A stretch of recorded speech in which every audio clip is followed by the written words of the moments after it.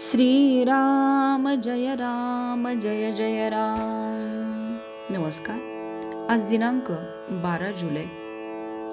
आजचा विषय आहे सद्गुरू सांगेल त्याप्रमाणे वागावे। शुद्ध भावना म्हणजे मोबदला न घेण्याची किंवा फलाशा सोडण्याची इच्छा। भक्ती ही अशी निरपेक्ष असावी। देवालये बांधली, देवांचे पूजन अर्चन केले म्हणजे भक्ती निरपेक्ष केली असे नव्हे। देवाचे करीत असताना, जप करीत असताना त्यापासून काही हवे आहे असे न वाटले पाहिजे।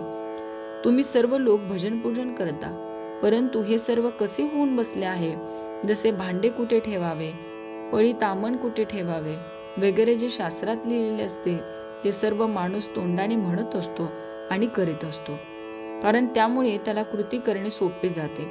तसे आपण देवाचे करतो, परंतु ते केवळ केले पाहिजे म्हणून, ती आपल्या घरातली एक प्रथा आहे म्हणून। आपल्याला देव आवडतो म्हणून नव्हे। एक मुलगा होता, त्याला त्याच्या वडिलांची पत्रे येत असत। तो पत्र वाची आणि देव्हाऱ्यात ठेवून दे। दुसरे पत्र आले की ते वाचे आणि मागले पत्र काढून टाके। एकदा वडिलांनी 25 रुपये मागितले। मुलाने ते पत्र वाचले आणि नेहमीप्रमाणे पूजेत नेऊन ठेवले। नंतर काही दिवसांनी वडिलांकडून एक गृहस्थ आला आणि म्हणाला, तुला तुझ्या वडिलांचे पत्र मिळाले का? त्यावर तो म्हणाला, हो. अरे मग पैसे का पाठवले नाहीस वडिलांना?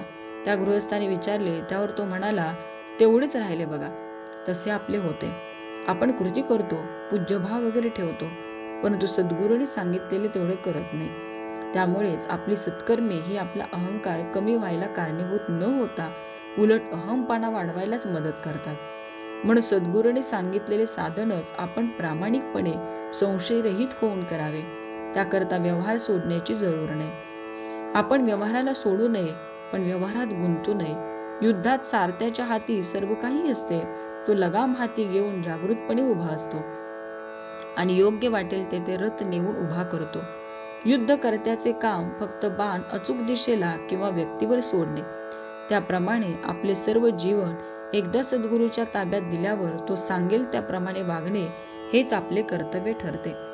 ज्याने जगाची आस टाकली त्याचे तेज पडणारच हे लक्षात ठेवावे। एखादा रुपया आपण उचलला तर त्याच्या दोन्ही बाजू जशा एकदमच हाती येतात, त्याप्रमाणे आपण प्रपंचात पडलो की आपल्याला परमार्थ हा पाहिजेच। परमार्थात भगवंताची गरज असते। ही भगवंताची गरज सद्गुरू त्याचे नाम देऊन भागवतात। आपण हे नाम निरंतर आणि श्रद्धेने घेणे आवश्यक आहे। अशा रीतीने नामात अखंड राहिले तर परमार्थ साधतो, भगवंताची गरज भासते, प्रपंचात समाधान मिळते आणि जन्माला आल्याचे सार्थक होते। तात्पर्य, गुरुवर विश्वास ठेवून चिकाटीने व आवडीने नाम घ्यावे। श्रीराम जय जय राम।